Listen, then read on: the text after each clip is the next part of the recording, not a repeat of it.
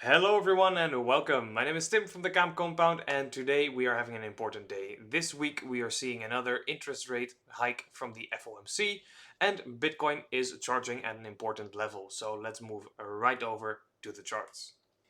And here we are. Before we get into the trading view charts, I want to show you this very important graph right in front of us. This is called the CME FedWatch tool.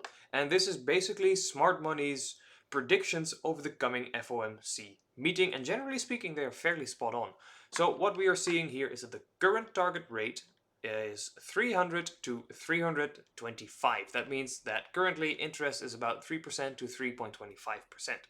Now, we see that the market has an 87.5% chance that after tomorrow we will have a target rate of 375 to 400.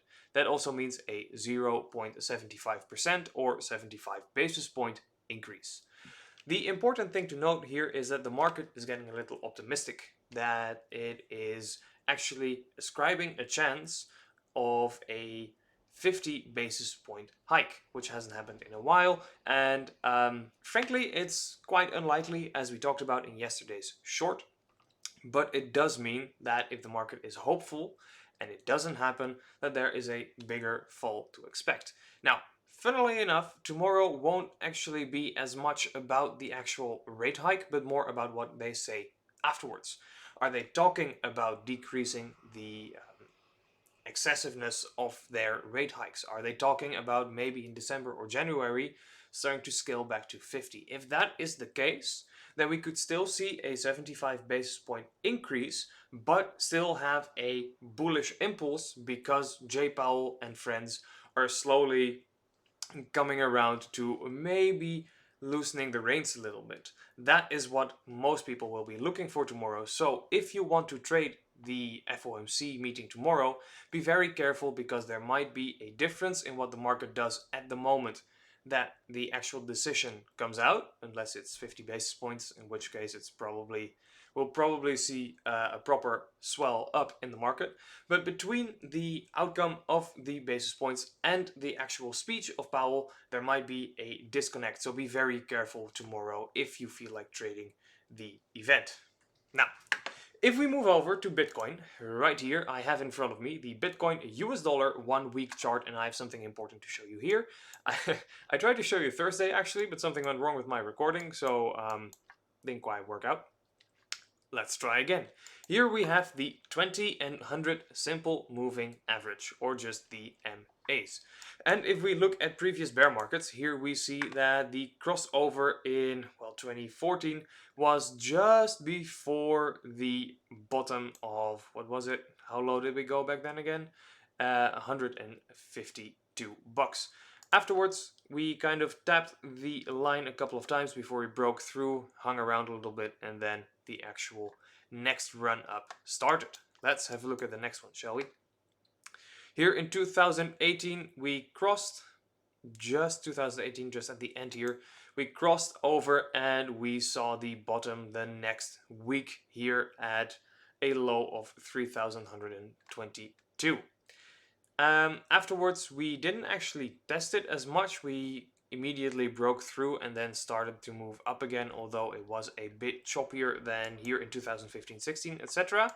Here we had a straight run up, but in 2018-19, not so much. And of course, we had the COVID crash in 2020. Afterwards, we moved up. Now, if we look towards the present, we see that we crossed just before, 1 week before, the 17,600 bottom or low. We will have to see if it's actually the bottom. For now, things are looking good, but let's not jinx anything. And then afterwards we see we came right up to that line, tried to test it once, tried to test it twice, and if we zoom all the way in, last week, we had the first proper attempt to break through. It is such a shame that we didn't manage to actually break through it. That would have been a wonderful signal that we've probably had the worst of the bear market behind us, but this is a very simple way that you can keep an eye on how the market is developing, because once we do pierce through and manage to confirm above, that's of course very important. We always have to confirm what we see in the market. Once we confirm above, there is a good chance that slowly but surely sentiment will start to improve, and that slowly we will start moving back into bull market territory, or at the very least move away from bear market territory. That is the gist of, well, the important news that I have for you. So let's go into the regular charts. Bitcoin USD on the 1 day chart, where I have all my notes right here. We can take the moving averages out. There we go. And then we see the following. We see that Bitcoin has actually been rejected for right now from the resistance area of 20,500 to 20,750 approximately. Now, this is not that strange because we have an FOMC meeting this week, like we talked about, and generally speaking, before that happens, the market kind of goes quiet and goes, well, into hiding, basically. Most people don't really want to enter a tedious position right before market news comes out, for the obvious reason that we don't know 100% for sure what is going to come out. So it's better to wait, confirm your thesis, and then go with the market, whether that be up or down. Because, like we said, we are all kind of waiting for Jay Powell's speech to see how they're kind of standing in the market and looking at the future. So that is why there is low volume, and on low volume it's very hard to stay in a resistance zone, let alone break it, because the bulls actively have to fight to get to even stay in here, let alone to break through and above. So the market is being pulled down slowly. We might just see a correction back down to 19,800 because today was not that intense. Tomorrow we might just drop down a bit, but I imagine we will just kind of hang around between the 20,000 and the 20,500 if we cannot reclaim 20,500 today. We still have 6 hours, of course, but we might still see something similar to yesterday where we just end above. That would be great because that would put Bitcoin in a prime position that if the news is even slightly positive, we can break through, we can move up towards the 21,500 to 800 and try to test that so that we can move back towards the upper realm of this range right here.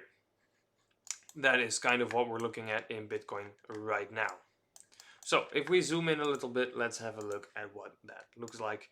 We do see that Bitcoin is making a broadening descending wedge. Generally speaking, that is a good sign, or at least a bullish sign. If you're a bear, that's not necessarily good, of course. And if we grab, ooh, that was not exactly what I wanted to do. There we go. And if we grab the RSIs, it's not great. We do see that the stock RSI has been oversold for a bit, but it's kind of crawling back. So there's nothing really that's shouting confidence at the moment, which again is not strange. This could be the start of a shortfall, which could lead up to a break for tomorrow over the coming hours, but of course we will have to see. Then, if we go over to Ethereum, what do we see over there? Really kind of a similar pattern here. On the 4 hour you also see the broadening descending wedge. Because there's so little volume in the market, sorry about that. Because there's so little volume in the market, Bitcoin and Ethereum are kind of sequestered together. They're kind of linked up for the time being, because Ethereum needs volume, needs power to break away from Bitcoin, or some news has to hit the market, which generally brings more volume. So for now, they're stuck together. And we see that in the way they move. Ethereum is still a little bit stronger, relatively speaking, which you can see because Bitcoin really hit the low of its last pivot, and Ethereum is above a little bit in prime position with a shortfall as well, holding onto its support to try and break the broadening descending wedge. If it does manage to break the high of, well, let's say 1630 to 1640, we might see a continuation up towards 1700 to 1750, let's say. That is kind of it for Ethereum. We see a similar pattern as well in the RSIs. So that was that for Ethereum. Let's look at a couple of altcoins to round this out. I'm very proud of how AVAX is doing. That is a nice position. We are still clearly going up, although this trend line has been broken now in the 4 hours. So we would want to kind of see these two levels here hold. This would kind of be the support area that we look at. Otherwise, we could break down towards the 17.3, towards maybe even the 16.75, kind of the levels that we've been talking about over the past few days anyway. That is what we're looking at here in AVAX. If we look at Solana, what is that up to today? We see that Solana is not doing so hot. It is kind of holding on to its support here, the support area from 32.20 towards 31.70. Kind of, we just see the low liquidity and the low volume kind of moving through the market at the moment, while everyone is waiting for Jay Powell to do his thing tomorrow together with the rest of the FOMC. Any other important things like, we can have a look at Doge, for instance, which is still doing fairly decently. It's holding out a bit longer than I thought it would. It is actually looking a bit more like a regular trend line now than just a parabola, which is alright. For now, I don't think Doge will be able to hold on much longer, but with Elon, you never know completely for sure what he has up his sleeve for next time. I am fully waiting for the announcement that he is going to make Doge the only currency to pay for your Twitter subscription or something like that. We do see a clear divergence coming out here in the 4 hour, probably in the daily too, I imagine. Yeah, somewhat. It's not great, but it's there. It's ever so slightly. So that is a clear indication that there is short pressure building on Doge, which is fair. It still doesn't have a proper use case as far as I'm aware, so that's kind of what we're waiting for Elon's next announcement for Doge, and that's also probably what the hype is still, why the hype is still going, why we're still growing. I probably wouldn't want to short it. I might try a little short here at 14.5 cents with a stop loss just above the 16. But that would be more play money than anything else.